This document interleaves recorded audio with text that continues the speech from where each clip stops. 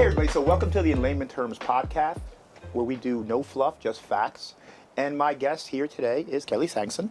Sankson. I'm so bad with words. They shouldn't let me speak enough. Welcome to the show. Thank you. Thank you for having me. Absolutely. And so a little disclaimer, Kelly runs our dealership now. We are lucky to have her. She fought me for a while. Oh my God, she was so hard. But anyway, we are grateful and really happy that she's come on board. It's a good fit. We align well. And so tell everybody a little about yourself. Well, I come from a sales background. My previous career was in educational marketing, and I had a 12-state territory with several sales reps under me. So we traveled the East Coast and Mid-Atlantic states. We were brokers for several manufacturers. Then I transitioned into real estate in Atlanta and transitioned after traditional real estate into manufactured housing, which led me to Florida, where I started a career with Palm Harbor Homes. Okay. Which led me to you. I know. So Kelly was my rep at Palm Harbor. We had a great relationship, and it just worked out really well. One of the things I always talk about is alignment with any new person and the team. So before I even went down the road of talking to Kelly so much about this role, I asked the team who knew you, what do you think of this? Okay? Because the team, we all live and die together. Okay?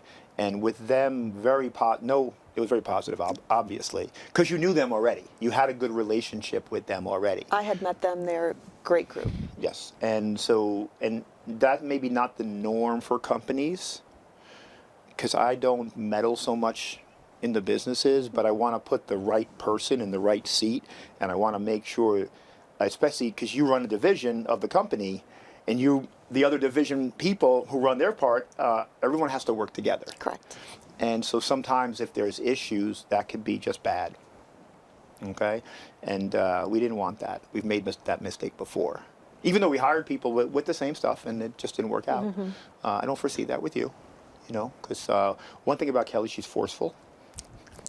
A little bit. Okay? But that's needed. It's needed. So you've been, real estate, a long time, multiple states.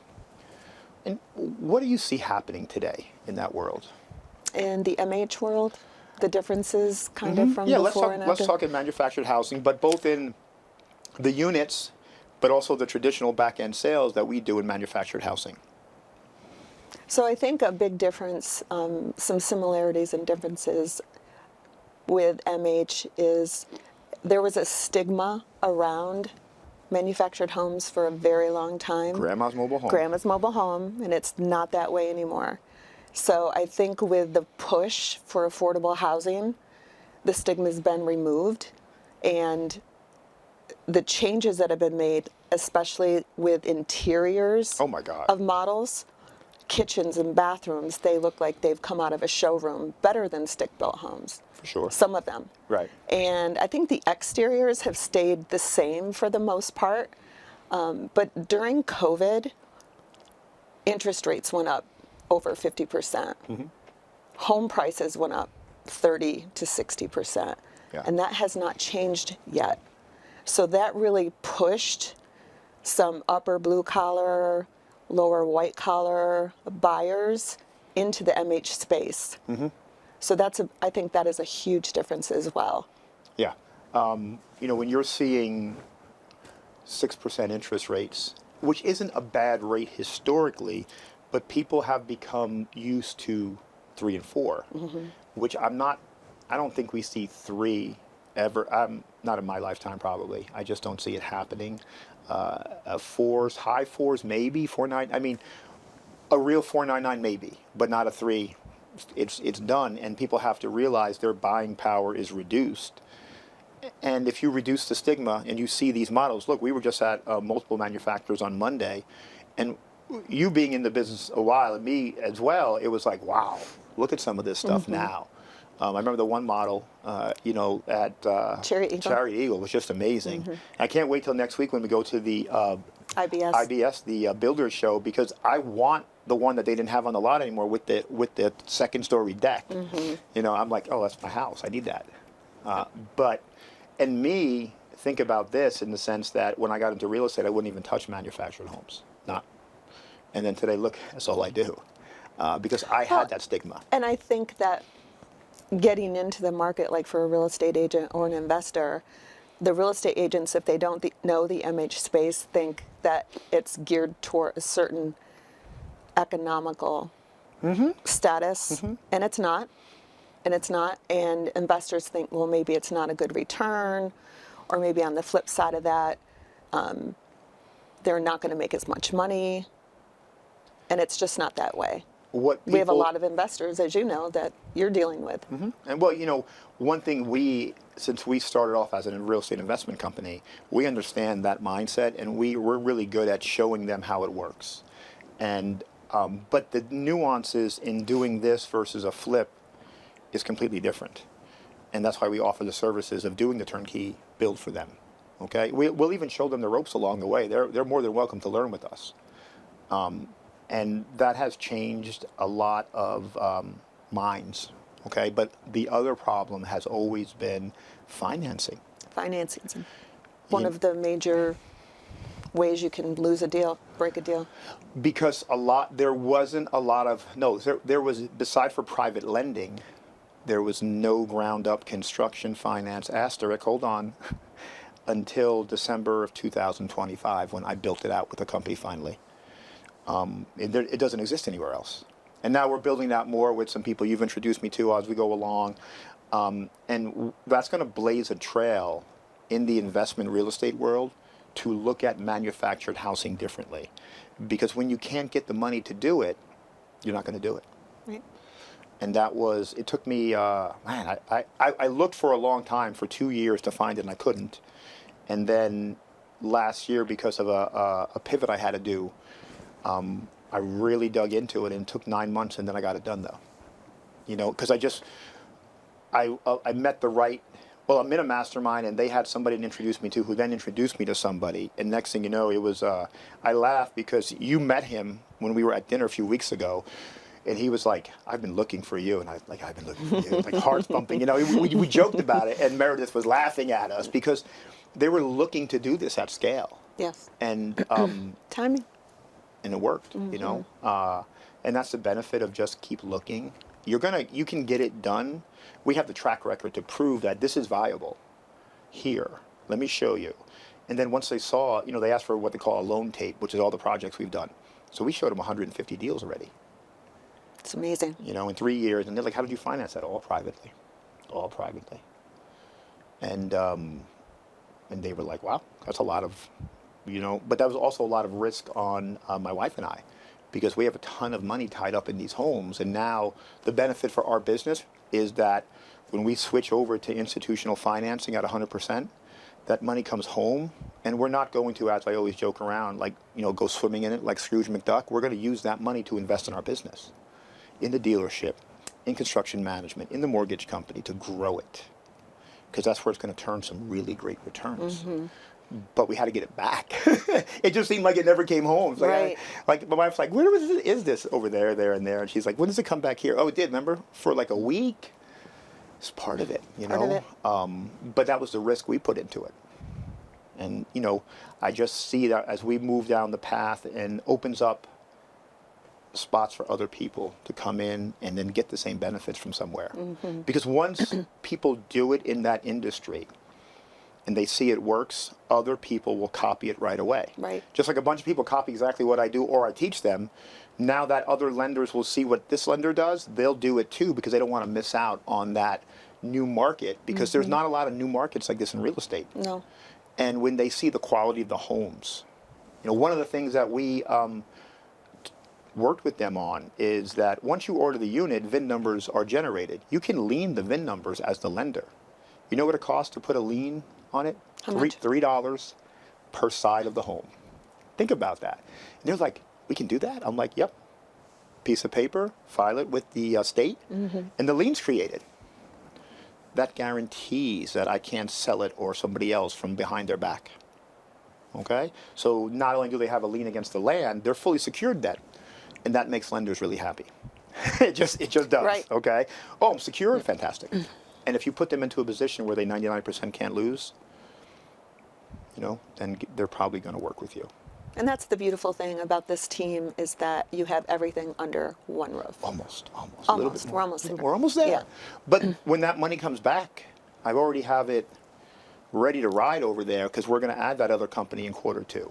We're going to add, the title company has already agreed to, it's quarter 2, it comes on board. Where they'll be with us on all the logos, and I got to change it again and all that. Okay, whatever. Okay, ChatGPT does a great job at that point. Right. But that's what I've learned along the way is it's not micromanagement, it's not over-controlling, it's people have to be accountable, and they're only accountable if you have an ownership stake in that business. Because if, let's say you're working on a deal and the mortgage people who don't work for us, don't want to answer your call, they're not going to answer your call. But if they work for us, they're going to answer your call. It always works. We're all one team. And because then if they don't and you say something, then they don't want that. They don't right? want the phone call from Tom. I try not to get in, we should have great communication, which we do. Which we do. That's because we own the companies. And look, I give my unit leaders autonomy, right? You don't need to talk to me if you don't want to. We talk a lot more because you're new, but that will change. Like Bernie and I talked for 15 minutes today. Same thing with Jeannie, okay? But they've been here a long time. Fallon a little more, right? But it doesn't mean I'm not available. You see my calendar, and if you need to jump in, you just jump in. Yes. And that's what I have to be available. That's why people used to always say, "Why is your phone off?" Well, now you know why my phone is. So we've been working. I've seen your calendar. Yes. But we've been working next to each other most of this week, and you see how it doesn't stop. No, it doesn't. Right. That's part of it. That's another hire for this year. For someone to, I'm going to offload what you would call the chief operational officer. Okay? Because what we did Monday, the third meeting, that's my job. Now, the field trips before that I love, don't get me wrong. I'm always going to play hooky and come because I love seeing and touching the models. But that third meeting, that's my job. Yes. And thank you. Okay? You're welcome. We're not going to tell you yet, but we got surprises coming. Yeah, we have surprises. Yeah, I got to keep it for the show. And but when you realize, like I always tell you, that's not your job. Why are you doing that? Okay? But you're not used to having an assistant. Correct. Okay? And what do I call them? The squirrel keepers. Yes. Because you have the entrepreneurial mindset. And so you're, okay, but then if you're doing this, that's your job, then you shouldn't be doing this. And once you focus on understanding that, and you're getting it, okay? Because they're really capable people. They are extremely blessed. And their job is to support you so you do what you need to do. Because they can't do your job. They can't. Right. So, okay.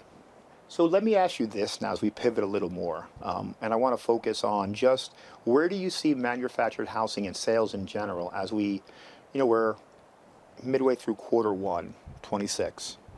And So, back in the fall of 24, when we had 3 back-to-back storms, which did a lot of damage on the west coast of Florida, it really affected 2025. 2025 was a very tough year in manufactured housing in the state of Florida, where the rest of the country showed extreme growth in MH. Florida was not growing.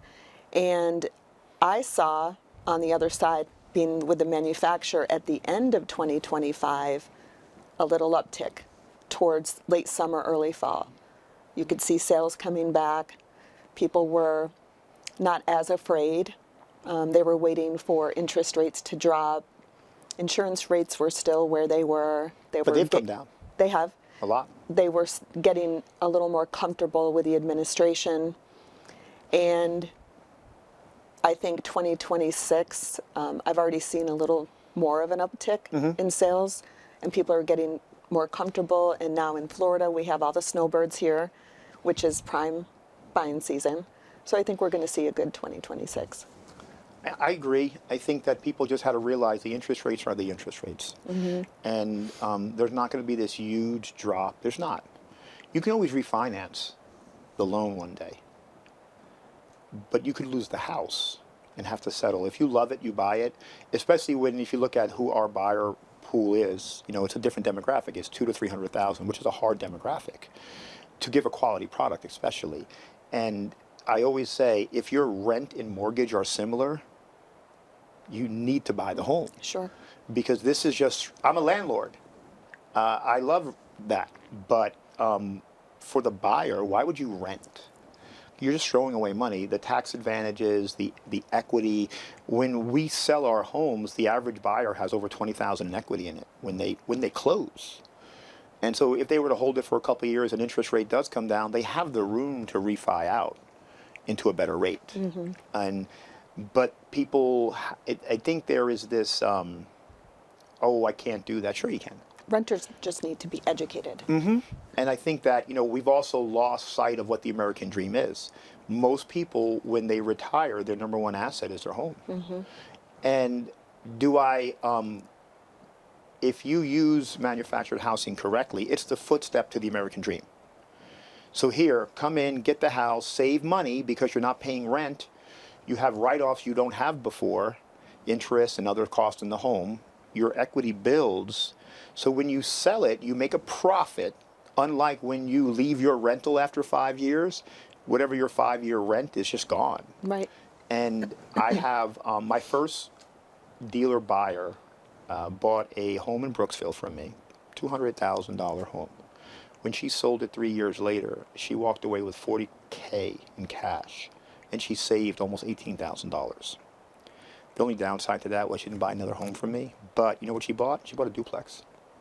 So she could rent out the other half. And she has to put in, I believe it's $100 or $150 to pay her mortgage now. That's beautiful.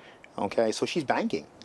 And so she went from an apartment in Tampa at $3,000 a month to a mortgage all in at $1,500 a month. But every child had a bedroom finally. The two boys, it was a three, the two boys had to share one, but they were sleeping on like a living room type bedroom area, and the girls slept with her. Now everyone has a bedroom. Even now she says that she had a 4-bedroom duplex. Every child that was what she wanted. Her own children in their own rooms. Mm-hmm. I love that. Mm-hmm. I can't get her on the show to save my life. You will. Oh yeah, drip campaign. I still, every other week I talk to her because I love her story. Right. And it needs to be told. But English isn't her first language, though she speaks it very well. She's just very worried about that. Like, don't worry about it. I don't speak English well, so we're good. I always joke from New York. We don't speak English well. It's my only language, but I don't speak it well. So, okay. I do think you're right about that. Let me ask you this, though. So as we pivot and things change, the quality of the homes are changing. Do you think they're becoming too expensive, though? I think that you could buy at any spec level you want to. So we are fortunate as a dealer in the state of Florida, or we could buy out of the state of mm-hmm. Florida. We can buy from a very basic entry-level home all the way up to the Mercedes-Benz. So it just depends on what the buyer qualifies for, what their requirements are, mm-hmm. and we could provide that. And they should just go to our website and see all the pictures. They should. Yeah. Go to our website. Because they're all there. Yeah. And that's why I love the website and the fact that they can go peruse and see the differences. And they can actually build out their home on our website. They got to know the setbacks. That's the only thing we can't have the computer model tell you. Because there's so many nuances to setbacks. It's non-conforming, conforming. When it was platted, it's crazy. It could change everything. And we were just working on an acquisition yesterday. And we got a separate email from the county saying, oh, it's not this setbacks anymore, it's this, sorry. They were actually better for us because it was a non-conforming, smaller than the normal lot. So then it wasn't a full 60 wide, it was 50 something. So they reduced the side setbacks from 10 to 5. Mm. Okay, so we were like 5 or 6 feet smaller, but now my setbacks, instead of being 20 total, 10 and 10, they're only 10. So now whatever unit I put there just was able to get a little bigger. But the county was good enough to email us that. It worked the other way. But I think people always need to remember that the setbacks dictate what you can put. Yes. And once you put that into our system, the computer system will not let you put a home that's too big. Guardrail. Yeah. Yeah, because people will put whatever they want down, right? I'm going to put this unit down. It fits. It's like, yeah, the whole lot. Yeah. So, not going to work. Yeah. What do you think is the benefits of working in a small company like this versus a big nationwide Fortune 500? Culture. I think culture is a definite benefit for me, having come from a big company like Cavco, where you are basically required to be under a lot of scrutiny and management, where with our company, You are the management. yeah, running up my division, but free to make decisions, obviously, with your approval, and grow our business the way I feel it needs to be grown. I love how you said how you feel it needs to be grown. Because one of the things that I've become really good at is hiring people better than me at things. And there are people who are afraid to do that. When it comes to manufactured housing, you know more than I do. And I'm getting it out of you. I'm asking good questions, just like you ask me other questions, okay? It's a give and take. And that's how we grow together. Because you give me information that is pieces for my puzzle board. And then when other pieces come in, I figure out how to do other things with it. But that's the amazing part. Like when I brought in Bernie, who runs operations, he taught me more construction items. And I was okay in construction for sure. I can tell you all the numbers. That's my job. But learning from my team, and then therefore I can help them in other parts of it, you know. But there's not a problem with, I think everybody should hire people better than them. You know, I'm an entrepreneur. I'm a jack of all trades. I do a couple things really good. You do. I do a couple things okay, but I also know where my limitations are, and I used to be afraid of that. I think most people are. But I believe that, look, if you come here, you grow the business, you do exceptionally well, and you get an opportunity to go do something you feel you need to do, fantastic. You know, there's no animosity. There's gratitude. And I think the other part of that was I saw an opportunity for me with your team to grow personally and professionally. You do hear me It was coach a- people. Yes, I do. Especially this week. Yeah. And so I used an analogy I made up for Kelly like a week or two ago. I asked her what kind of shoes she has on because she's trying to run so damn fast. And I think you had like you know, you were dressed to the nines in the morning because that's your oxygen mask. You need to be dressed and ready to go. Dressed okay? and ready to go in the morning. That's my old football. That's what my football coach used to always put on the board: dressed and ready to go at a certain time. And but I asked her, and you had comfortable shoes on. You had like tennis shoes or whatever they were. I said, go to your closet, get your biggest high heel shoes because you can't run in them damn things, because you're going to slow down to go faster, and your foundation is being built right now with what you're going to be doing. And if you go too fast, it's a bad foundation.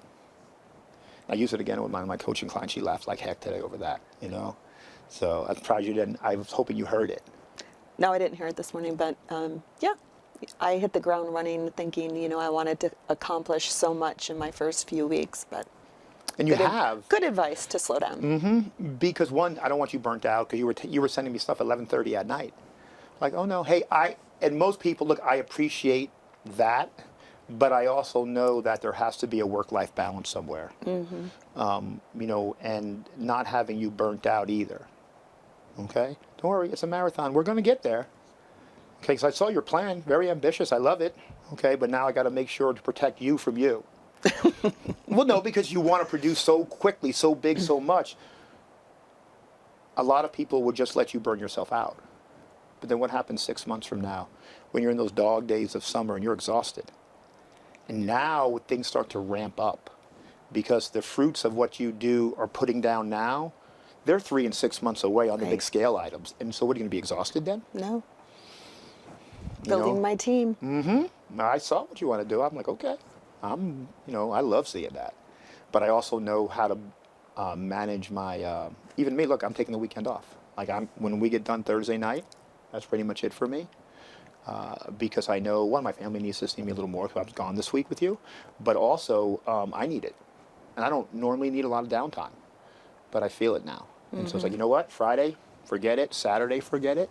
When Shelly's in on Sunday, she can talk to me about some things, either before or after church for a short time, but it's not really work. I will come back Monday raring and ripping. Like, I will probably get up, I'm betting you 3 o'clock Monday morning because I took so much time off. And I'll be at the gym when they open at 5. And just, I know myself, because when I get that kind of time and I download everything and I forget about it, Monday is On. I'm ready for it. And I love Mondays. I just love Mondays. People should love Mondays. Okay. So you're going to also, and as a dealer manager, and you're going to get a real estate license. Yes. Okay. Let's focus on the real estate part of it right now in manufactured homes. What do you think the biggest advantage of doing that with all your knowledge is? As a real estate agent, I did have my license in Georgia. I feel that as we grow, that would be an opportunity for me on the other side of it to be even more invested and network more, bring more to the team, and grow the business. Yeah, because so you live down by Sarasota. Correct. I look at it, as I told you, now we have a new market to open. You're there, you'll get your license, we'll go find a project manager to service that area. And that's just me looking at it and saying, oh, look at this. There's a piece of the puzzle that now opens up. You know, that's Charlotte County, I think Lee County, Sarasota, Manatee. Manatee down to Lee and Collier, all Yeah, the way right down in the there. West Coast. You know, and so, which is a good market for the most part. Take out Fort Myers area because that's just been crushed, okay? There's so much inventory and price issues there right now. There are. It is one of the top 2 down markets right now. And we have 3 of them in Florida because of the boom, because of all the hurricane issues. And it's actually Tampa, Fort Myers, and Daytona. Okay? In fact, I was at the real estate meeting we were at last night when you guys were doing the table. I was looking at, they had the market stats. And Deltona market is just starting to creep up a little bit. It was the downest market for a long time. It's a very saturated market. And I didn't even look at the townhome and condo stuff because those are just still disasters everywhere. But they're just seeing, overall prices are down several percent. But when you took out, like if we look at our market here, Central Florida, we are actually up a little bit. Modestly, 1-2%. Okay, but the number of solds, and they only had December's numbers in because they're behind like that, and December was positive, which is normally a very slow month. So I expect we'll see at the end of February when January numbers come out, a big uptick, and then especially February because we're seeing the uptick. We're going to bounce back, especially with the insurance numbers. I think our average buyer is paying $1,400 to $1,600 a year in insurance, and that's a good number for a brand new home. Yes, it is. If you're on used, you're probably $3,000 or $4,000. Okay, and that helps buyers for sure. And we work with a bunch of different insurance people to get them the best quotes. One of the things I see a lot of times is insurance companies give them extra protection, like flood insurance when they're not in a flood zone. Okay, and the cost. Look, I sold a home to a woman who's like my sister last year, my wife's best friend. Okay, walked her through it. She showed me the insurance quote she got. Why do you need flood insurance? You are at one of the highest points in Florida. Tell the agent if you flood, the world's over. That's what I told her to say. Well, we like it when you have flood insurance. But I'm like, it's never flooded here because she's on top of a hill. But it added almost $2,000 more. Who keeps that money? Insurance company, right? They tried to put it on my home, the insurance company, one year. I live in Claremont, Groveland, right? It's one of the highest points. It is the highest point in Florida. Claremont has Citrus Tower. That's the highest point. Some of the homes, as you get up the boulevard, Citrus Tower, have basements. In Florida, right? Not something you normally see. No, you don't. Okay, and I live on a hill that slopes down like 200 feet to a lake area. Well, that lake has to rise a lot to get to me. And that was the same thing I told my mortgage company. If we flood, the world's over, right? Because my insurance rates went from 30-something hundred to 8,000 one year. And I'm like, I'm not paying you guys that. Right. You're crazy. And then I just, but I was wrong. I wasn't shopping my rates anymore. Now, you met Colleen last night. Yes, I did. She shops my rates yearly for me because we use her for a lot of different things. Okay, and she shops all our different rates. And one of the insurance company raised my liability to like $6,000, should be about $3,000. She got me a quote from another company starting over at $2,750. There we go. There we go. So boom, switch, right? And that's the importance of that. And I never did that for a while. I did it, and I stopped. I got lazy, and then they snuck the $8,000 thing on me. I didn't pay attention to it, But all of a sudden, my mortgage payment went crazy. I'm like, what? Because it's went down for so many years because I pay extra principal. And I'm like, how did this happen? Right. I went from like 1600 to like 20-something hundred. So canceled it, got the money back, whatever it was, got another quote in there. And then what I did was I paid 2 years in a row of insurance. So now my escrow, I never want to hear I owe money to you people. Right. Because they love that escrow stuff, you know? So, okay. Where are you originally from? I'm from northeastern Pennsylvania, upstate New York area. Very cold there. It is very cold Very cold there. So there to Yes. Atlanta. There to North Carolina. Okay. Lived in North Carolina for 3 years. Okay. My job took me to Atlanta. I was flying out of North Carolina, but I always had to connect in Atlanta. So I was like, well, might as well live in Atlanta. One of the busiest airports. Yes, busiest airport in the world. And raised my family there. And in '94, moved to Florida for the position at Palm Harbor. 2024. I'm sorry, 2024. Like- Yes. Okay, confused. Where did you go to school? Penn State. Okay. I hate Penn State, by the way. I went to Rutgers. We used to get yes, beat you a lot. Unfortunately, you know. Well, what's funny is I went to the Lehmann campus. Fitting we're here today. Ironically. Yeah, fitting. Okay. I didn't know they had one over Yeah, there. Wilkes-Barre. Okay. Okay. So then when I told you where my mom's from the Yes, area, then you I know knew. there. Yeah. Okay. Yeah, Yeah. because it's that corner of like northeast. Yes, You know, there's nothing there still. tundra. There's nothing there. It was like 15 below the other day. Yeah, no. Yeah, no, thank you. No. So we're going to start as we grow the business and moving things around. Give the audience a glimpse of what you plan to do. To grow the dealership. Well, we have a lot of new, I think, avenues to bring in leads. We've established 2 of them this past 2 weeks. Yes. We've set up 2 new platforms to do that. Attending more events, especially on the East Coast or West Coast of Florida. And we discussed that, yeah, We've for sure. discussed that between you, Jen, and I, and those different avenues. And eventually we are going to grow our sales team to cover the state of Florida I love that part. and an actual dealership.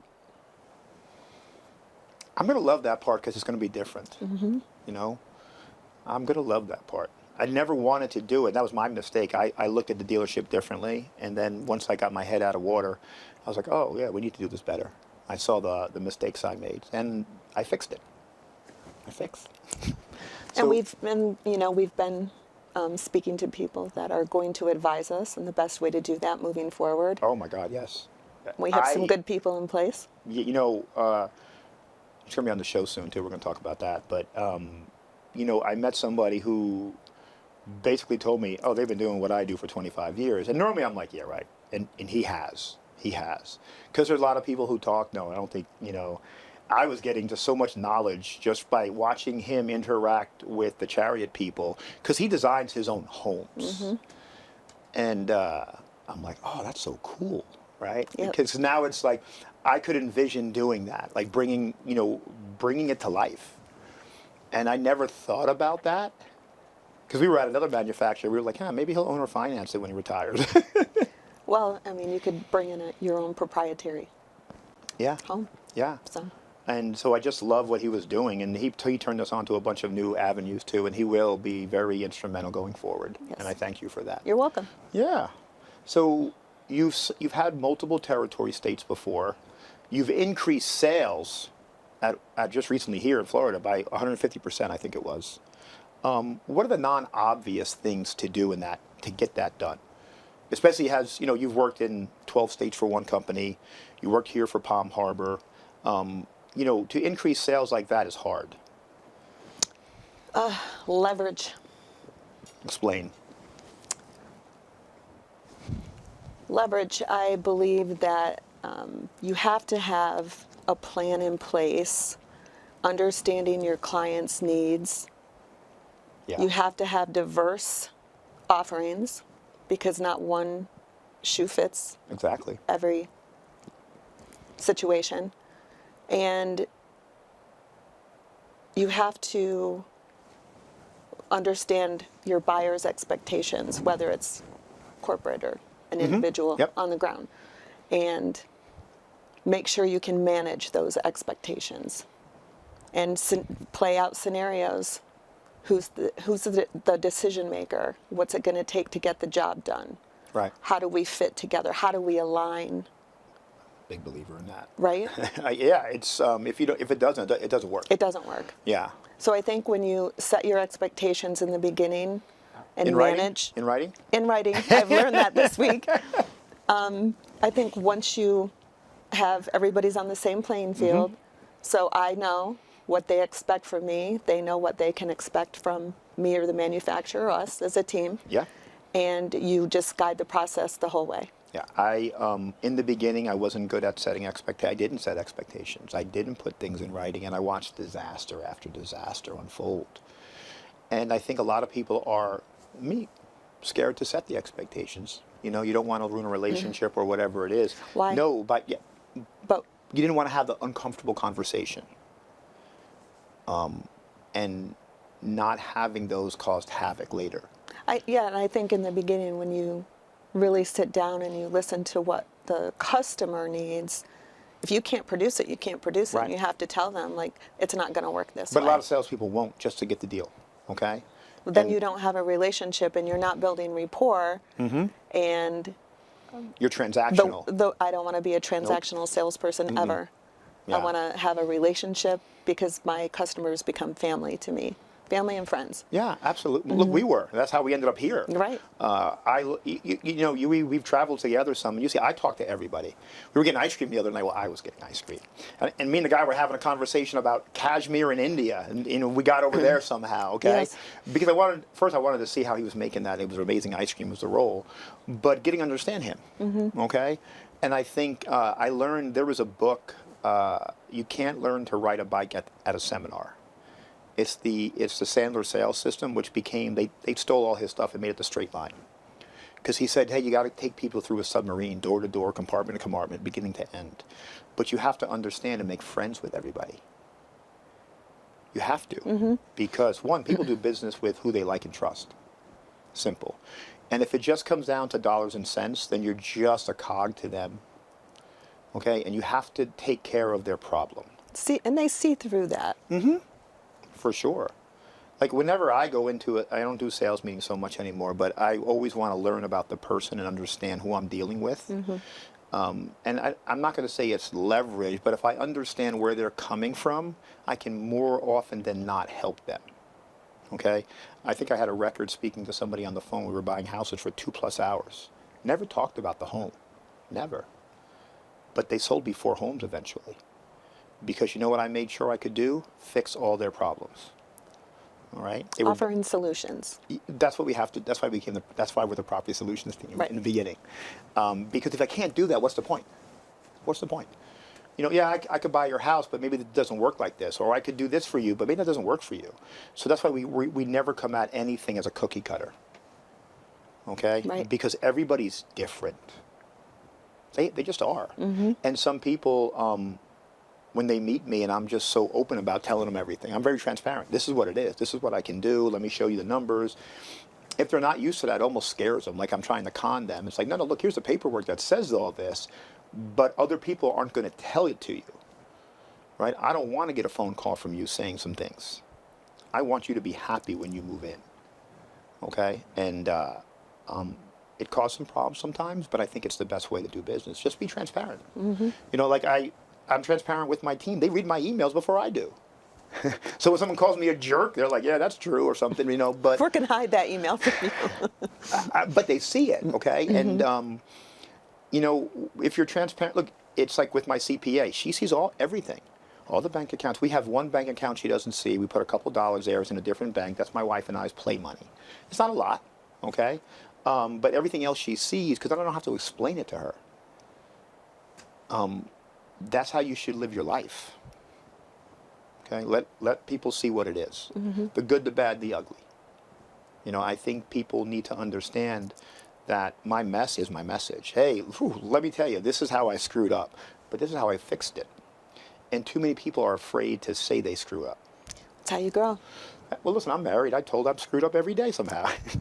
My wife still says, what's wrong with you? And I'm like, I can't believe you still ask that question. But it's just easier that way. People are afraid to be vulnerable in that. You know, I used to belong to this other mastermind, and I paid 30 grand a year. And you would go there and you would tell them the state of your business, the good, the bad, and the ugly. And people kept telling me, why are you telling them the bad stuff? I'm trying to fix the bad stuff, you idiot, not the good stuff, right? And people were afraid or wouldn't tell them the mistakes. I'm good with mistakes these days. I'm going to make them. Well, that's how you grow and learn. And But it's admitting fault. Okay, and I think there's too many people who are afraid to admit they made a mistake. Or they're going to blame a ton of other people first. You know, I'm going to put all these people ahead. No, dude, it's your fault. Look, when we make a mistake, I call whoever and I personally apologize. Best way to do business, okay? And I've been told, oh, not a problem, and I've been told to screw off. I'm good either way. I'm just going to make that call. right. And I think that that's where most leaders fail. My team wins or I lose. We've experienced that. Different set of leaders, but that's a manager versus a leader. Those are different roles, okay? You know, I manage the future of the business. I don't manage today. Today's written already. I can't fix today.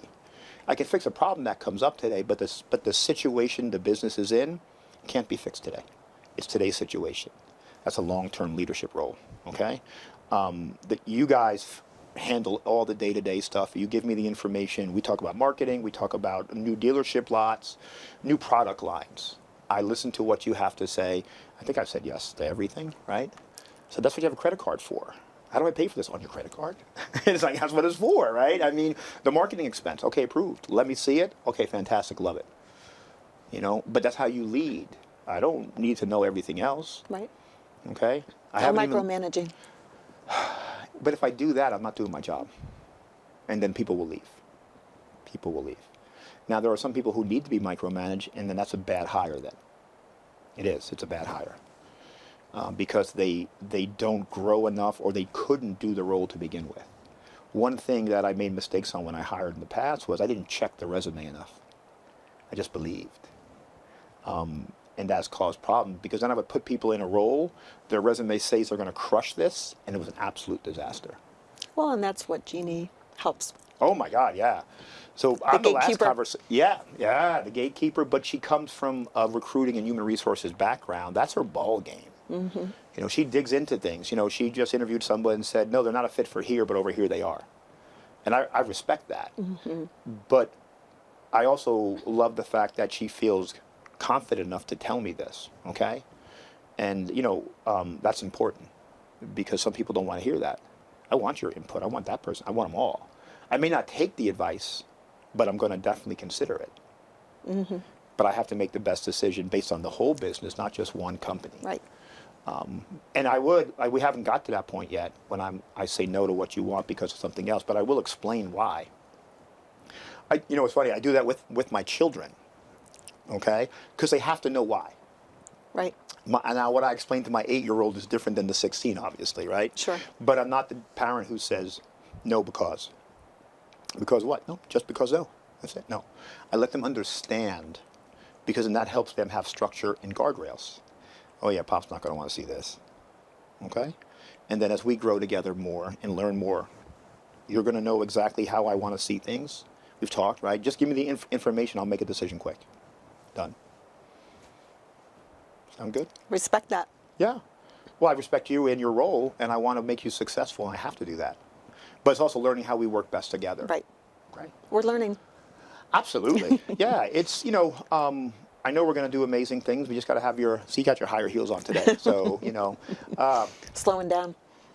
You got to slow to go fast, okay? And if you go too fast, you can go fast as one person, but you can't go fast as an organization, okay? Because, you know, you're looking at something that has a lot of breadth and size to it. And we can pivot quickly, but we have to plan accordingly. You know, look, we're planning your project management, your area. We're talking about carving up Florida into zones and okay. And then we take the one zone, right? We create SOP for it. And then when you do it to the other zones, it's just simple because you make it repeatable and easy to follow. Because as you bring on salespeople, the onboarding will be easy because you built out the SOPs for it and the process maps and all those crazy things. I know it's coming. It's coming. You know, and I'm going to ask you this question, though. So I was going to branch out into 4 states this year. I'm not going to do that. How do you feel about that? I think it's smart. It's a wise decision. Smart. Finally, woohoo, right? Yes, I think we need to establish our footprint in Florida, be solid in it, make sure that all of our zones are covered. We have good people in place. Everyone knows their role, confident in what they're doing. And then we take the footprint and move out of Florida. So I agree. I did it because I look at before as for me to grow the business volume and everything, I had to expand to other states. And then when I looked internally in December and I saw the mistakes I made in the dealership, if I just expand the dealership here, we can do like a market dominance program through the state.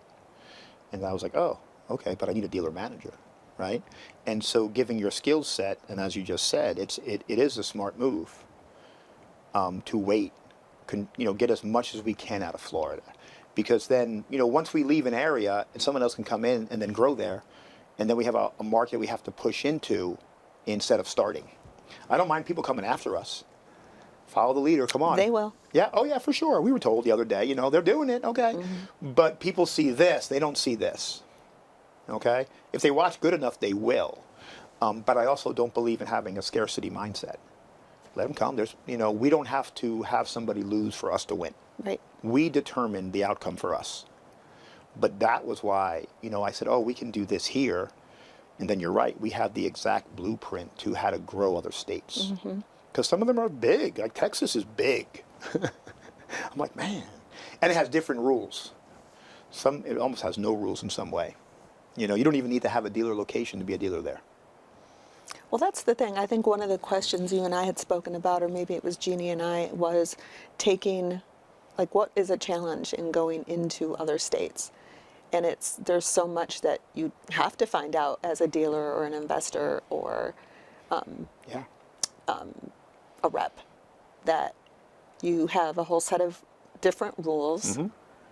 Geography is different. Yep. Permitting, licensing, everything is different costs, different requirements. Oh my God. And yep. Yeah, you really have to know your market. Just like there's difference, look, going county to county is different. Going state to state is even more. Because we go to a different state, guess what? The counties are different. What works here doesn't work there. Like what you can do inside of Dallas, that area, when you get to the outskirts is different. And so the rules change. And we need to learn those rules. So I think Texas is still the first place. I just think it's a great market to be in. But we need to understand how we grow and zone here. Because we're going to have 5 or 6 zones in Florida. Texas will have 20 zones. It's so big, okay? I mean, some of them can be one giant zone because of population.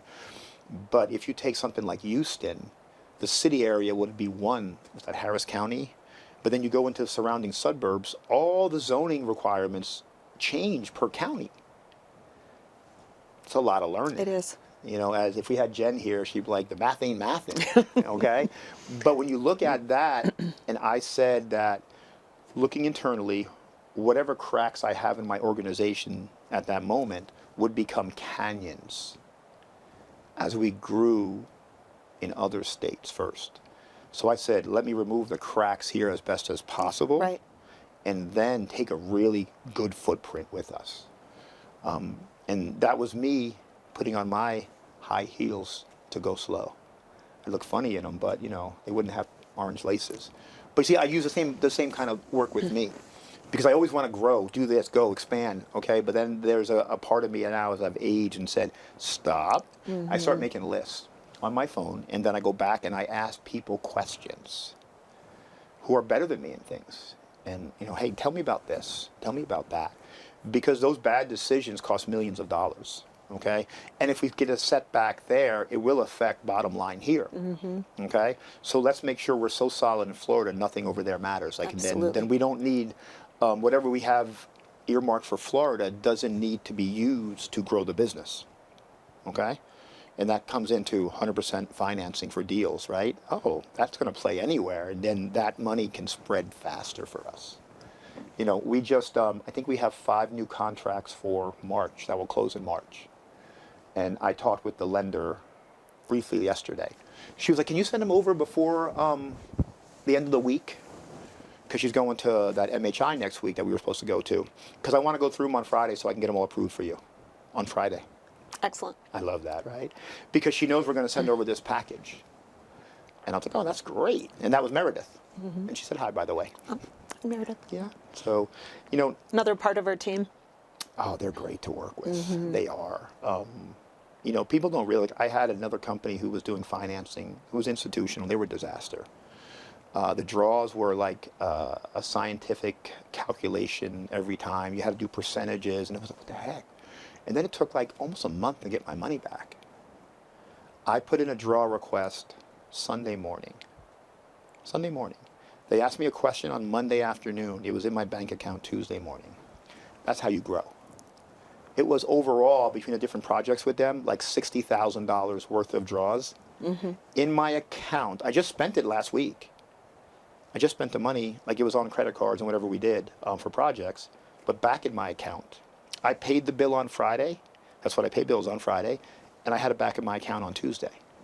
You can grow that way. Because they're just how really systemized they are. They emailed me, oh, we need one thing. They didn't have the final signed sheet or whatever. Okay. Not all lenders are like that. I know. But that's also, you know, I do like private lending, but you have to grow with institutional lending, okay? You just have to. If you want to do, look, we're talking about doing, what, an 11 project thing up in Gainesville. You can't do that with private lending so much. Because let's say you get a loan for, well, let's say you got 11, make it 10 simple. I borrow $1.5 million. I put in the rest. So I got to put in $500K maybe if we're doing 200,000 projects. Just to say those are numbers. I'm getting hit for interest on that money day one. Right. Now I get hit when I take it the next month. And so now there's a force, there's really a speed that has to happen because you have to turn all those projects. So then I would shy away from doing bigger developments like that because of the cost. Because I don't want to do 10 projects at one time. So now if we can, we go buy all the lots, put a sales center there, and then we have the other lots to sell. But that's what the leverage, as you said before, does in the right partnerships. Right. And look, I know you can find that down in Sarasota for us, for sure. And I won't shy away from it because I don't have to worry about the velocity of the money and the interest coming back and being paid. Because it's paid as we use it, fantastic. Like they'll sit it there as long as it's earmarked, it's in an account waiting for us. And if we don't build for 6 months for somebody, they're okay. It's okay. Yeah. But when you're paying all the interest no matter what every month, it's not okay. Right, right. Because it's like $1,500 to $1,600 a payment. It's not okay. So think about that. If you were paying $16,000 a month for 10 lots you haven't developed yet. As a small business. Right. That hurts. Right. You're not going to be profitable. So we did factory tours. Champion, Nobility, Chariot. We're going to do a few more. You've obviously been to Palm Harbor, other Cavcos, and Legacies. Tell us about each one. Each one offers a very unique product. I think if I had to compare, I would say Skyline and Palm Harbor are probably closest in the product that they produce. Palm Harbor obviously is owned by Cavco, so is Chariot Eagle. Chariot and Palm Harbor, same quality type product, but very different products, where Chariot is the park model, typically the park model manufacturer, and Palm Harbor can give you singles, doubles, triples. Nobility, probably a step up from Legacy. And They're my wild card, though. Yeah, they are. You have a plan for them. Yeah, they'll do anything for us. Like, and that's like you were just so shocked. I was. Yeah. Yeah, just because of the HUD code requirements. But that's the difference of Nobility being privately owned versus a corporate-owned company. So Nobility is very willing to work with us on whatever we need. But if you look at what, I forget which one it was, they were shipping homes without floor. That was going to be put in later, but you're still shipping it without the floor, though. So it's basically skirting the same thing. It is coming in, But it doesn't matter. It shouldn't matter if it's their person putting it in or an independent contractor. Or countertops. Yeah. Or, yeah. But yeah, so, but that was Chariot, right? That was doing that. Chariot was doing that. Nobility. No. Chariot was shipping the home, one of the homes that they were going to put in LVP on site. Yes. But so that's a similar, so they have a very flexible mindset. One thing I saw at Chariot was, oh, move the window, move this, move that, right? That way works in business, okay? When you're saying, I can't do anything for it, okay, that doesn't work in business. Because when we were walking through with Dennis, he's like, I want the window there, which was the right move, because same thing I said, where's your bed going, right? Because your bed's going to cover half the window because you had that great sliding door and porch. You have to be here. And they're like, yeah, we'll just wall it in for you, okay? See how flexible they are? Yes. Okay? And that's what Nobility is. Because, you were just shocked that they've done every market, every diagram you can do, so they're not just going to charge me a fee because they can. Oh, we're going to charge you $4,500 for engineering. They've already engineered it. They have it already. So that's a fee that they're just collecting for nothing, other companies. But if I add 4 feet to the home, what do you say, $1,000 a foot? And I know how that number is, because you just take the final cost versus square foot, price per square foot, and as you grow them bigger, they keep going lower. And that's what you have to do. Try to give somebody the biggest product you can, because you're lowering the cost in the end. And it just works better, because when you get to, say, 48, and I think it was at one point, it was costing me $57 a square foot. When I got to 60, I was at $48 a square foot. Okay, that's a big difference, because when you transpose that, and then you're getting so much more home. And then the price is, yes, the price is more, but it's not drastically more. Right. You know, I'm selling an 1,800 square foot home in Winter Haven for $249, because built it bigger. Used up every bit of my setback too. Saved on sod. But I'm putting a 4-bedroom, 2-bath inside the city. That's a good deal. And people are like, why don't you just go smaller? I'm like, yeah, but when I build it smaller, I'm going to have to almost charge the same. Now I have to be careful that it's not too close to other products I have, because this is going to hurt my comps if I do, because I know I can sell it in this area for that price. We have a bunch of calls on the home already. I think it's down the end of the month. You know, and we'll go for a ride. Yeah, you know, we absolutely. have that one, and we have the new Champion one with the Embrace and the big porch. I love porches. I'm a porch junkie. Yes. I'm a porch. That's a big requirement these days. Yeah. Especially in the community side of business. Everyone wants a porch. We even, you know, we had to put in more lights for a buyer, and we got the schematics for it. And the funny thing was, it's wired for it already, because that's their low-end market line, and they use the same box for different lines. It's the same schematics for those other lines, because the wiring for all the extra lights they have to have the same electrical schematics. They build it the same. There's already the chases are there to put in more can lights. They were looking at it, and they took that, they got something else, and they're like, oh, they're already here. So that's easy. Easy fix. We're adding 8 canned lights to the home. And it may be what I do in every home going forward, because that was one of my complaints. Oh, the lighting, it's dark. And so it's already there. It's just cut a hole, drop it in, trim it out, and be done, you know? They were just telling me about it today. He's like, man, all the chases are already there, because the guy went up and looked. You know how much time that saved him? So would you do that from the manufacturer, or would you continue to do that on your own? They won't do it for you. Because it's the upsell, right? Oh, that's not available in this product line, but when you go here, it is. So I looked at a low series one and the next one up, and the cost was $22,000 or whatever it was, because we did it for one of our buyers, and I walked it before the storm, not the storm, but the freeze. And it was the same as this, except it had full drywall. I was like, no, it's not worth it. I would do a completely different product for that cost, because the entry level might be 55, and then that level, the next line up was 76, 77. Well, when I'm at that price range, I can just go get, for instance, a Select.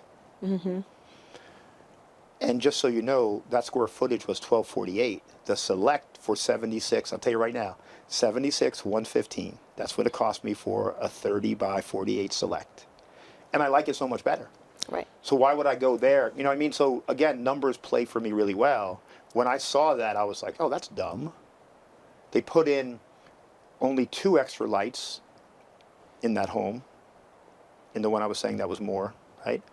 But there's chases for even more. So as this box is being used in other model lines, all the wiring is there for it.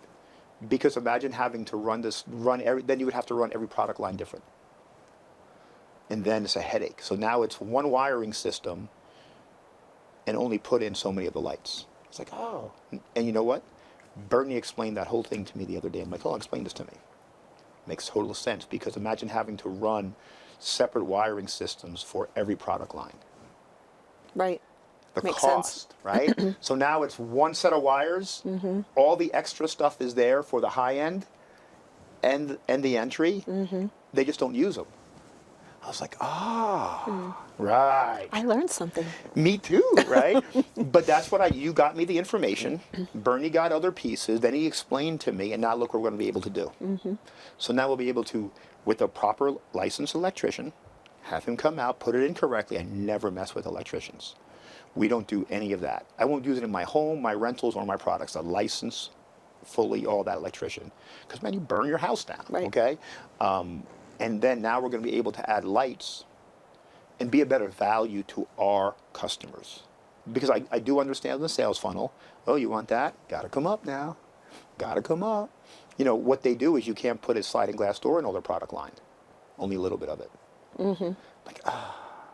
But they used to, because they're still in the schematics, but they won't put it in. I think they put it in 2 or 3. And I bought every one of them too. With and without. Right. $1,000 for a sliding glass door. Okay. But when you walk in, just the light itself is Yeah. amazing. Amazing. And I Gotta love have it. natural light. You do. I think it's, you know, when you walk in and you see a sliding glass door and you're looking at your backyard, there's nothing bad. Yep. I'm sorry. You know, and it's like, you know, I think I did it, I just put it in the one at Crow's Bluff, St. George. I'm going to end up eating the cost myself, right? I have a JV partner. He didn't want to do it. I want to do it. So I paid for it myself. Because we're a partnership. He's like, no, I don't want to spend any more money. I'm like, okay. I want it. I want the videos. I love how the Select series looks. I want the videos of they're going to walk in, and when you walk in that front door, I've been there. You Yeah. can see right out there, oh, I want these videos, okay? Because that will sell a home for you one day. Yes, it will. Yeah. We should go down there. Okay. We have to figure that out. Yeah, take a tour of what we have in inventory. Oh, yeah. It's not that far. So I love the fact of the culture. Now, you've been in multiple companies, big, small, real estate, non-real estate. Why does culture matter? Culture matters because it enables you to thrive. Good answer, yeah. Enables you to thrive. Enables a comfortable working environment. I think. Let's not use comfortable. How about safe? Okay. Okay? Safe. Growth dies in comfort. Safe is better. Okay? Because. Well, because you're safe. You're safe to express yourself. Okay? In the wrong culture, you can't talk. If you are safe in an environment, that means you will grow better. Comfortable, for me, means you're good where you're at. Complacent. Yeah, and you're not, you know, I'm scared when employees in meetings say, I'm good where I'm at, I don't want to do anything else. You don't want to grow and go, you know? Right. That worries me. The only place I'll allow myself to say I'm comfortable is in my home. Okay? Because we're never going to get rid of it. It is what it is. My daughter talked me out of it multiple times already. She brought my mom's photo who passed, who lived in this home with us, right? Who built this home with us. And we have a table where we have her photo downstairs, right? And my daughter went to that table, took Grandma's photo, put it on the countertop and said, Grandma's here. We can't leave Grandma. I'm like, well, we're done. You're staying. Staying. That means we may live in a different home but never get rid of it. I said, is that acceptable? She's like, I don't know. out of the mouth of babes, right? Children, you know, but that hit home. I'm like, no, we're not doing it, right? But my daughter now, at 8, we were just doing some remodeling, and she's like, I don't like all these changes. It's funny how kids get so, like, again, safe in their environment. So then I They flipped don't it like back. changes. Yeah, I flipped it back on her because she has like all these little squishies and toys on the bed. She's like, oh, I want to put all this here. I'm like, I don't like those changes. She's like, what's wrong with that? I said, you said the same thing about the little remodel. She's like, you know, because you haven't met her yet, right? No. You will. She's my mini. I was just going to say that. She's my mini. She pushes people hard. Not me. Because she'll tell you, if you ask me what my nicknames are, did Daddy say no? All right, because I'm not an easy father. I don't believe in that. I'm a correct, a loving, all that, but not easy for sure. And, you know, but man, she's so, I love it. Don't get me wrong. She's going to give the world hell. Both of them are the correct way, though. But her, like, my wife's like, I got to start hitting her. I said, it's too late. She's almost bigger than you now. So, because you met my wife, though. No, not yet. Oh my God. This week, I thought. Yeah, we got to call her today and figure if she's coming in to talk to us, meet us. You know, definitely. I forgot about that. Yeah, the reason why I'm here is because of her. Did I ever tell you that when I was going into real estate, we have 3 houses we're paying for. We're building one. Well, we live in one, we built another one, and we have another home that we didn't rent yet that we moved out of. And I had a home still. I'm not in real estate, period. I have a trucking service, and I said to my wife one day, I'm so much more capable than what I'm doing.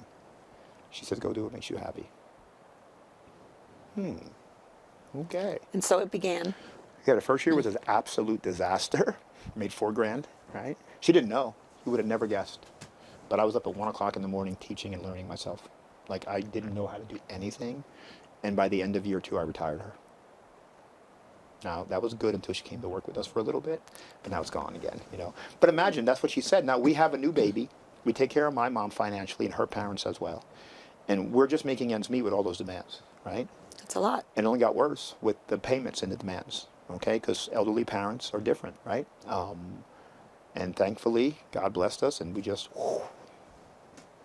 you know, but it was because of her saying, go do what makes you happy. Now, if you told me that 20 years ago, I'm disappearing in Miami for another decade. But I'm a little different now. And, you know, I don't like being out past 9 anyway, so, you know, nothing good. Right. But yeah, so when you meet her, like, this is the reason, you know, as long as she's, you know, I still tell her everything that's going on. I've heard this week, yeah. Yeah, yeah. She doesn't want no part of this in a certain way. It's not what she wants. And she's earned the right to get what she wants. Because she told me one day that I always wanted to be a stay-at-home mom. I never had the chance. And I understand that because I was a stay-at-home dad for a little bit. I worked, I had a business, but I changed my hours to where I went to work on weekends. When my wife, she had 4 months maternity leave. I switched my business hours where I worked the weekend shifts for people in my own company, and I took 2 days off during the week, and I kept Ella home. Because you heard me tell the story about how I used to bathe her in the downstairs sink, and you got to be able to put your baby in the sink. Now, you can't do that because my mom couldn't traverse the stairs. Right. So I would bring Ella down. So she could be with you. Well, Your mom. She was 80, and so she wasn't really capable of taking care of her. But if I'm home for 2 days, she thought she was part of it. And she was. Like, I could leave her there for a little bit and everything. They would, you know, they would hang out. My daughter used to eat broccoli and mashed potatoes because she had no teeth. I can't get her to eat that anymore. She's like, I never ate that. I'm like, I got photos, look, you know. So, yeah, it's just been an amazing journey. Yeah. Just like your journey. It's been, you know, it's not easy. No. No? Nothing Is it worth it? Absolutely. So, ready for a hard question? To see the fruits of your labor. Yeah. You know, I love seeing everybody in the team grow. I do. I see it all the time. I see even down to one of our project managers who was so capable but just never gave himself the credit. And we had a home delivered January. It was a Palm Harbor in Crow's Bluff, the one we had the issue over. Oh. Yeah, not your issue, but I brought a camera crew, and I put him on the spot, asking him the questions, and you could see He's done what he should have done before, which is master his craft. Any nervousness was gone because he knew exactly the answer. And I loved it because, so you have two halves, one on this side of the lot, one on that side. And I went in the house and I'm like, oh, so why are you taking pictures of the HUD label? Camera's watching. And he's like, da da da da da, and our SOPs are this, and this is this, and okay. Oh, why are you taking pictures of the crack? Oh, because we have to send it over to Reset Palm Harbor because it came like this, so you have to document, so they'll fix it, right? And then the setup crew is putting the blocks in the wrong spot. And I see him, he's like, oh, stop. And he runs out the house. I'm like, don't come with me, follow him. Because they were putting all the blocks way away. Well, they need blocks all around the house. So then the setup guys are going to have to walk 100-200 feet every time they need some blocks. No. There's 4 pallets of blocks, basically. You put one on each corner. Mm-hmm. But you see him run out because he's the general that day. I'm not in charge that day. I'm just sitting back watching. Because it's his responsibility to make sure every domino is set correctly, so when you knock them over, they go. And now he has complete control of it all. And he's not working in his sleep like he once was. He's always like, oh, it's in my brain. It's like, okay, well then turn your computer off at 6. Okay? But I love seeing that. And I told him, dude, I'm so proud of you. He's like, what do you mean? I said, I'm going to send you this video, and you're going to see how confident you are because you've mastered your craft. He knows way more than I do about that now. Way more. But that's the loving part I see. I love seeing that he grew. Now, it took 2 years. Okay. A foot in the butt, yes, for sure, because he was so capable. And the fact that now he's living into that role correctly. And we were short 2 project managers, now we're only short 1. He was managing 30 projects. Well, and going back to the culture, that's part of the culture that I love about this team is that the leader is investing in his team. And we all know that. I had to go drive to one day when he was having a delivery. It was hot. There was this cul-de-sac. We went under the tree. And I told him, it was tough love. And he had gained some weight. He had this big belly again. I'm like, what the heck, dude? What's this, right? And I said, dude, I love you, man. Only 2 things are going to happen right now. 2 things. He's like, you want to know what they are? He says, yeah. I said, you are going to fail and quit. You're going to have to tell your family that you didn't live up to your capabilities. Or you're going to crush this. And there was a lot of explicits. Those are the only things that are going to happen in these next 6 months. And I don't know which one you're good with. That's what bothers me. Because you're not living up to what I know you can do. And he is the only person left from the old operations team. Because I knew he could do the job, but he was trained wrong. So we brought in Bernie, who is definitely not the gentler hugging guy, right? Former Special Forces, you know, okay. And that's what he needed. Because the last operations manager was a coddler. She was doing his work. So why get better? But she lost her job because she didn't do her job because she was doing their job. Okay? Doesn't work. Nope. You know, and look, I hugged him, told him I love him, I do, I care for him, I care for everybody on my team. But those were the options I gave him because you're going to have to explain to your family you failed. And look, that's when you add bonuses, that's a $150,000 job for a project manager who doesn't need to get their hands dirty. Think about that. Mm-hmm. If they're touching something besides a little sweeper, like when they see a mess sometimes, then we have an issue. We have a sub issue. Okay. Now, will they in a pinch? Can he? Absolutely. He could build a home himself. That's a great skill set to have because then he understands everything. Mm-hmm. But because I know what he can do, I want everybody to live up to their potential. Right. And I want to pay them that money. And I took away all his bonuses too for 6 months. That was motivation. Mm-hmm. It was in his contract that I could do that. Oh yeah, contracts matter, right? And now we got him back. Writing. He came to me in writing because what I told him then, I said, okay, here is a timeline. And he came to me. He's like, look, operational inefficiencies, 6 months ending December 31st, $1,200. That's mistakes due to operational, or losses due to operational mistakes. $1,200. First 6 months of the year, $70,000. Yeah. Big chunk. Big chunk. Because if you transpose 70 times 2, the way the old system was going, right? And we track things to that nature. I see it. Trust me, I see the mistakes, and then the CPA says, whoo, June 30th, because that means $70,000 should have been in the operating account to do more business, and it's not. And now you look at that, so then if we didn't have our end to put into projects, now we're doing less projects. And then that means there's less job security in operations. Yeah. I'm glad it's worked out for him. I knew he could. I think you haven't met him yet. You will. I have not. Yeah, Raj. Good man. Cares. He cares a lot. And so that's what matters, right? Right. And like Bernie cares. He has a lot of autonomy from me. He just made a mistake the other day, and it's like, hey, dude, like, it is what it is, right? I caught it. Yeah, I looked at a bill. My partner saw the bill on a project. Why is it like more than double what we agreed to? Because the deal is, when anything is like my in-house policy is a 5% line item tolerance, not counting credit card fee. This went from 1,800 to 5,000. My partner's in the spreadsheet. He called me on Saturday. I was somewhere else, and I said, okay, I'll check it. He's like, you didn't know? No, not supposed to know. But only I can authorize that at that point. Bernie can't authorize that. So it was like, I sent an email. It was a nice email.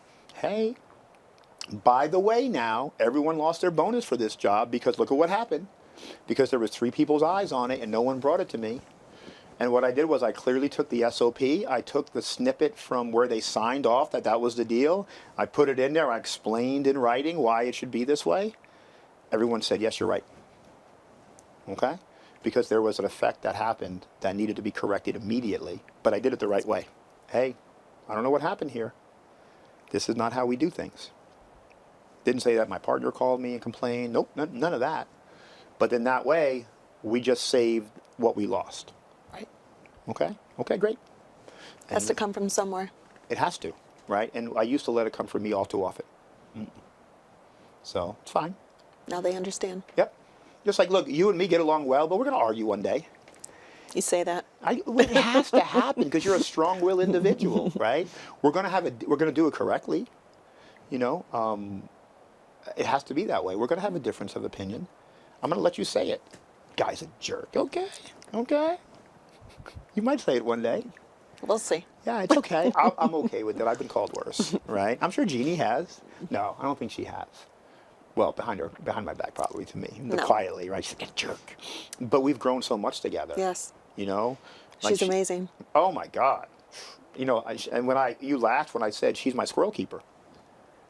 Okay. I get it now. Yeah, because we're all over the place. Okay, and so I was told one day that I manage my team well, and my team, they were meeting like Jeannie and Lara. I said, you got it backwards. They manage me. And they don't understand that I'm able to do all these things because they cover all these things. Yeah. Okay? It's the buy back your time principle. Okay? And there's also another book called Who Not How. And it's just, you have to know who's going to do it for you, not how to do it yourself. Okay? I'm learning that. I'll get you the books. We'll order them today to your house, okay? Good. Because they're important. I'm learning that with my assistant. I did you a favor, because that one's gold, like platinum. That one's the best I have.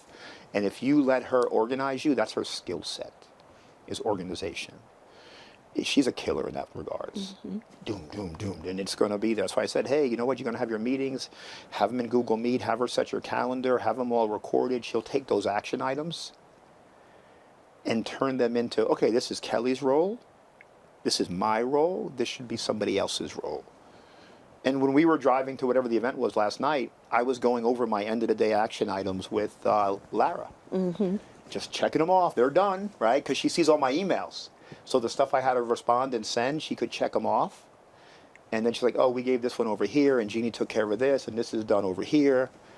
Because you give them the ability to make decisions that they think is best. Now, Jeannie has that. She's teaching Lara how to do it. And then when you do that, you're going to watch how I'm going to say freer your day gets, how productive your day gets. Because my days are busy. No, they're productive if I let that system carry me. It's a good system. Yeah. And when you see the email that you know you can fix, but it's not yours, and you could just say, nope, not mine. And it's going to be hard at first. You're like, oh, no. Because if you do that, you're robbing somebody else of that victory for them to do it. Okay? And then they feel they don't have your confidence. Good point. But something you can so easily fix. Someone else's job is to do it. Right. And then why have them there for that, right? Like if I'm paying them, you please use them to the best of their ability. Yes. Okay, because then that's going to make you more productive.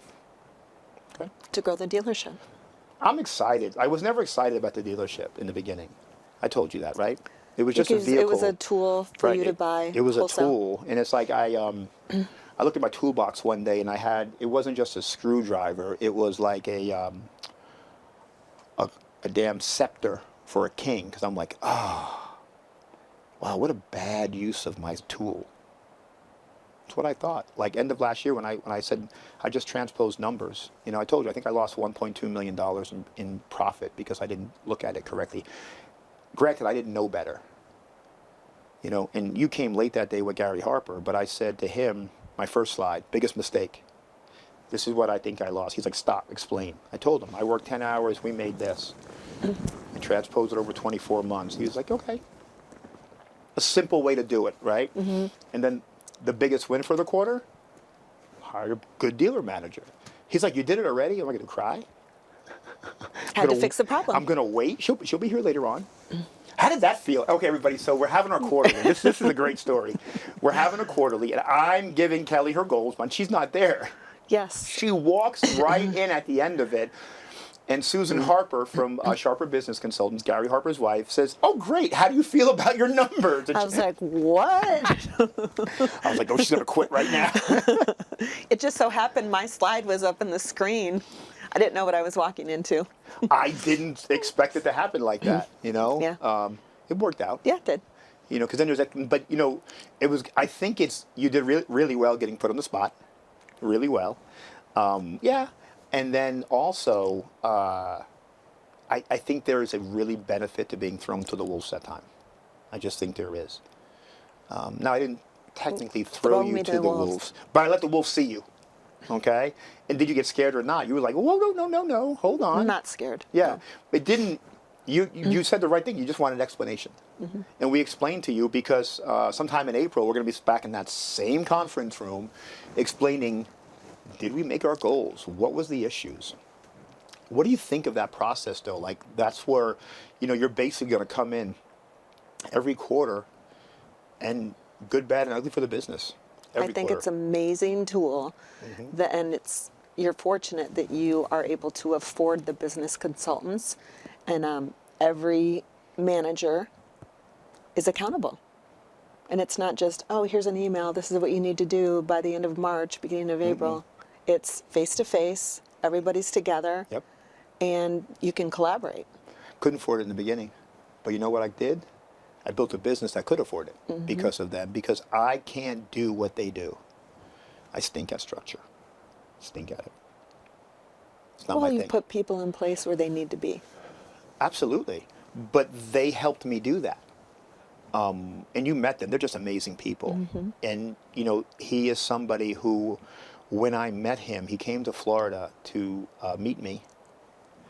And when I did, we spent we're supposed to be a 30-minute. It was like 2 hours at a Starbucks early on a Saturday morning, no less. And I was ready to give my credit card after like 20 minutes. I'm not an easy sell either. And then, but I was so aligned with this man, okay? Because he's the only person, I get offers for coaching all the time. And I always ask, well, what would you coach me in? And they can't tell me because I didn't even look at what I do. They don't know you're a coach. Yeah, true. And so it's like, they're just, to me, fraudulent in the sense, like you're just offering me, like you just want to take money from my pocket. I mean, how dare you come to me and say you can coach me, and then I ask you how and what do I do, and you don't know. How? I had some guy try to coach me in exactly what I do. I said, oh, okay. Really? Okay. And he said, I asked him, how many sets have he done? Well, he's like, well, tell me how much you've done. I said, I did 76 last year. He's like, yeah, right. I said, give me your email. I'll forward you the settlement statements right now. But if I do, you're going to forward me yours, right? That conversation ended quickly. Yeah. Yeah. because he just thought he could make money on me. I'm not going to tell, like, I don't need to promote all that stuff, right? Well, and that's where your model is different as far as your coaching No, classes. he did. Oh, yeah, yeah. So not everyone is a good fit for you, and you won't take everyone on as a client. No. Even when I know I'm meeting with people today for the new mastermind we have, we're not taking everybody. And I'm thinking about even shrinking the first class to 5. I think I can give way more personal attention to the first of 5. Because they have the most potential. It's not just that. I'm worried about, I have to be a value for people, right? I have to make sure they're treated correctly and we do all the good things to them. And I know 5 is a good number in the sense that that's manageable. What about if it's 10 now? And this is the first class we're going to do of several, hopefully. So I thought about it. I prayed about it. I asked for clarity on it. And what I came up with was if I keep it at 5, and then a few months down the line, we add a little more, okay? It goes back to my, you put the goldfish in the new tank in their own water. You let everybody get aligned to it and comfortable with it, and they just put it in now. And I think that, especially with the first time out, I talked about it with the person who is building it out for me, my team, and I prayed about it. And that's what I thought would be a good number, because I don't think we'll lose people to cracks. So I don't want them, I want them, you know, now I wanted an 80% success rate too, and I want 100% if I do 5. Makes sense. And then I think it's easier to tweak and make adjustments. You're not trying to adjust 10. Because it could be more when you do 10, because if it's a business partner or a husband and wife team, that's 1. Like I know one of the people right now, I'm talking to them today as we vet them. They're a husband and wife team. I met them. Yep. They'll be a good fit. They'll be a good fit. So far, I've met with 2. One's a good fit. 1. I don't think the other person will take enough action. Just, you know, I have the questions to ask and everything, and it's like I know what the responses should be. So when you decline, how do they handle that? I haven't said no to them yet. I'm thinking about it, but of the 2, I'm going to take 1 so far. Okay? And we told everybody day 1, we're not taking everybody. We were very open about that.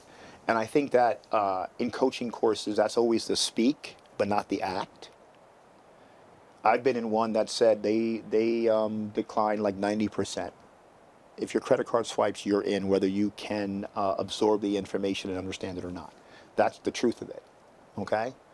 Not what is said. But I'm in one right now who took 3 interviews and all my financials to get in. That's a good one. They made sure not only am I a good fit for them, they're a good fit for me. And they have multiple levels. I think there's 4. They just opened up I'm in the Premier, which is the highest one. Now they opened up a new one called CEO. And of the 4 categories, I make it on 1. And so maybe one day I get there. Maybe. But I'm absorbing so much here right now. This one teaches me how to be a good leader, a better leader. That's what I was looking for. The other one, we did too much on KPIs, and it's like, oh, people do that for me, right? I understand that, a need for that, but I need to grow, and I need to grow this business. I need to become vertically integrated. We're not learning that. And I went looking for a community that I aligned with. Look, we pray in the morning before we start the day. You don't have to come, but that matters to me, okay? And so, you know, with the students, I'm going to make sure we align. Going to make sure they understand that this is important to me. If we don't get along, if it's not working today, it's never going to work down the line. Right. We actually had, and I can say 3, would have been 3 people I interviewed. One was a no-call, no-show. They don't get a second shot. You know, we waited the whole day, and it's in their calendar. They had the chance to look at it. What happened? Oh, I forgot. Not serious. Can we reschedule? Nope. I wanted to find out why. Maybe there was an accident, an emergency, a family thing, difference, right? Still not happy about, you know, do you just send a quick text or an email? Because you see our calendar invites, right? And you get ready. So, and with that, they get a reminder the day before. And whatever, 10 minutes or an hour, prior. so whatever it is. But if there was a good reason, it's okay. One of my students yesterday was a no-call, no-show. I didn't charge him, because today he reached out and said about the family emergency he had. He apologizes, whatever else he said, this is what happened. Okay, first time it ever happened, for sure, right? But it was a family emergency. He's a father of 6, single father of 6. Oh, it's a different story. Different story. So then, therefore, no charge for that day. That's the mulligan for sure, right? And we get back in calendar again. But I was surprised with the no-show, so I made sure, like, and this morning, he's like, oh, he reached out. Here it is. Here's the text. Okay, fantastic. And Jeannie got the text yesterday, but she was flying back. And it wasn't really needed to be said to me till our meeting this morning, because she knows I didn't need to see that yesterday. Sure. So this morning, it was right there for me to say, this is what happened. Okay. And I saw the times on her text from yesterday. Fine. So he may be a good fit for it. He asked about it too, so we'll see. But he's in Texas. So if I teach a student how to do it in Texas, he's up in Amarillo. So we'll see. Yep. You know. Yep. Well, you're going to be a part of that, the coaching course. I am excited about that. Are you? Yes, very. Why? You're never too old to stop learning and growing. But you're teaching. Pardon? You'll be teaching some of it. I thought you were talking about our one-on-one sessions. Oh, that. We'll talk about that too. But the Mastermind, you're going to be there. Okay. Right? Why? You think it should be me teaching them about the dealership and how things work and how the process goes with how we work with the manufacturers to make sure the home is good? You think that I'm the expert in that, or are you the expert? I'm happy to do it. You forgot about that part? No. Okay. Yeah, everybody is going to be, so we have subject matter experts in-house. I got an operations guy. I got a dealership person. I got project managers. I got a broker partner. Okay? All of these is part of that process. Okay? Do I know all of this stuff? Yes. Do I know it at the level you do? No. So then I would be doing my students a disservice if I don't bring in your expertise that's available. Right? See? Yep. You know? Because I could give it to them, but you know way more than I do. I love saying that to people. They're like, what? I'm like, yeah, dude. Like, but you're the mobile home guy. Yeah, I'm one part of it, though. Right? You're the leader. Okay. And a leader, you know what he knows how to do? Put the right people in the right seat. Right. It's a good seat for you, girl. And yes, so I do coaching. When I bring people on, we start with coaching. Like you had a lot of coaching this week. You hear a lot of it. The whole sneakers and high heels, right? I love that one. And, you know, yay. Jeannie's like, did you just think of that? I'm like, yeah, it's a good one. But it's important that we start with the mindset of how to win. Win the right way, because if you know, once you realize you can fly, everything becomes easy. I remember when we were having our first talk about this role. And You and I? You and I, right? And money was an issue for you. I'm like, don't worry about money. Money can be had, that's fixable without a problem. Let's talk about all the other stuff, right? And you didn't like understand that at first with me. We can always find money. I know that. But that's what teaching part of the coaching is, right? Money can be found. And it's like having to learn that differently, you know? And but these other things are so important, right? Your role, your abilities, your growth, your plan, your vision. Let's talk about that, right? And that's where you got more excited. And then everything you asked for, I gave you. Except the internet, whatever that was, right? And I said, I gave you more money than that, you know, but that was the only thing, right? I wanted to hear this, because I knew that was fine. I was okay with that, but what is this? Because this tells me more about you than that.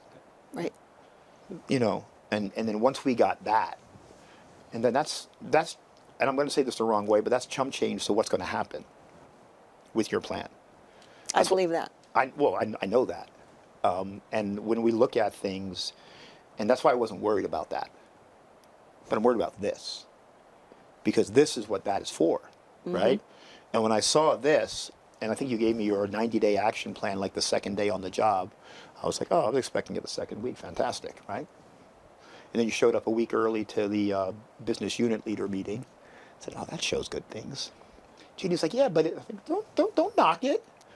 Okay, that's great. You know, that showed me a lot. I didn't expect you there. I forget where I was, but I wasn't there. The Thursday meeting? I wanted you to see the board and look at it, okay? But I didn't expect you. Fantastic. I don't have a problem, right? It just showed me a lot about you. Not showed me. It just confirmed what I thought, okay? Because part of the first, like, say 90 days of working with somebody is confirming what you thought about that person. It's like put a little, you know how I have my list and I put Your little list check to marks. dos. That's what happens there. Well, you want to know that you made a good choice in a hire. So that is, for me, once I saw your predictive index test that day, we were sitting down for lunch, and I joke about it. Oh, I know I won this over here because I knew everything your PI said we could offer you. I knew it, right? And it was just explaining that to you the right way. I'm like, oh, that's the beauty of it. Like, oh, yeah, she doesn't like micromanagement. That's for, ooh, I can read it. No, I do not. No. And then that gave me a lot of clarification of other things I thought. That's the beauty of that tool, right? Because that teaches me, shows me how to work with you. I'll work with you differently than I work with Jeannie or I work with Bernie based on that, because then that would be the cookie cutter approach. Right. That's corporate America. The rules are this for everybody. I get rules are important, but also personalities matter. Right. And then that's how you determine if it's the right person in the right seat. Okay? Can it be flawed? Absolutely. But doing it enough now, we're pretty good at it, you know? And I'm a big believer in that. And you're going to take the test again next year. Every year we take it. Every year. Because it will change over time. Mine changed, I told you, from dictator to venturer. Right. Dictator, can you believe that one? No. Oof. Yeah, you couldn't tell me anything. Well, you've grown. Oh, absolutely. And if people ask me, look at Jen. Jen's been in real estate 12 years. And she saw what I've done in 6. Okay? Because you've been together for 6 years. Yeah. Yeah. Her and her first broker, whatever, my house, the first one I ever did, they met him there. But she's watched me go from not knowing how to write a contract to designing the contract. Okay? Put a lawyer in here, learn that. I asked a lot of questions. Asked a lot of questions of you. But then that led her to align with me even more, and now we're partners, right? Fantastic. And that's her thing to run. I don't, man. I ask questions and I hear her, she's like, yeah, no. She has no problem saying no. But shouldn't we? She's like, no. Okay, I'm gone. I don't know what goes on, or I'm not supposed to. Right. And you know, that's a hard thing for anybody. It's like, think about it. If you were here and your kids were younger, and they were in Georgia, it would be hard for you not. Let's say they were like 11, 12, and you were working in Florida, though. That'd be a hard thing, right? Very.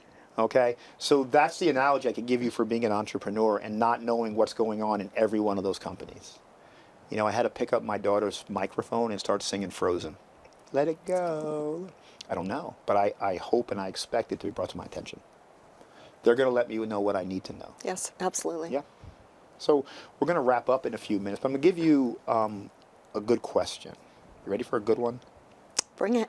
Where do you envision the Property Solutions, though the team is the dealership, we're the group, where do you see us 3 years? In 3 years. 3 years. You're still here, right? Still, oh, absolutely. Okay, good. Good. In 3 years. Well, I gave you my 90-day projection, which will take probably a year to execute, at least, if not longer. I say in 3 years, we definitely have our imprint all over Florida. We'll bring on the right salespeople in the right areas and grow to the next state. Okay. I think we're in more states before that, but we will dominate Florida this year. I say that differently. I don't mean it in a bad way. I just mean because we're so systemized. And your plan, once we figure out how to carve up the state of the zones correctly, and we do it one time. We fix the kinks, and then we replicate, we replicate. But we delegate and replicate. It's Absolutely. not Kelly going crazy. It's Kelly putting different assistant managers places, right? And it's their zone eventually. Yes. You know, that's how I see this just flying down. Because you already have the connections and network needed to put the people in place. I do. And then when they see how successful you're going to be here, they're going to be like, oh, it's a no-brainer. Because first of all, we're not Grandmama's mobile home company. No. I love that too. All right, everybody. So Kelly, great time today. I appreciate you as I always. appreciate you as well. Thank you. Thank you. All right, everybody. Thank you. Another episode in the can. We'll see you next week.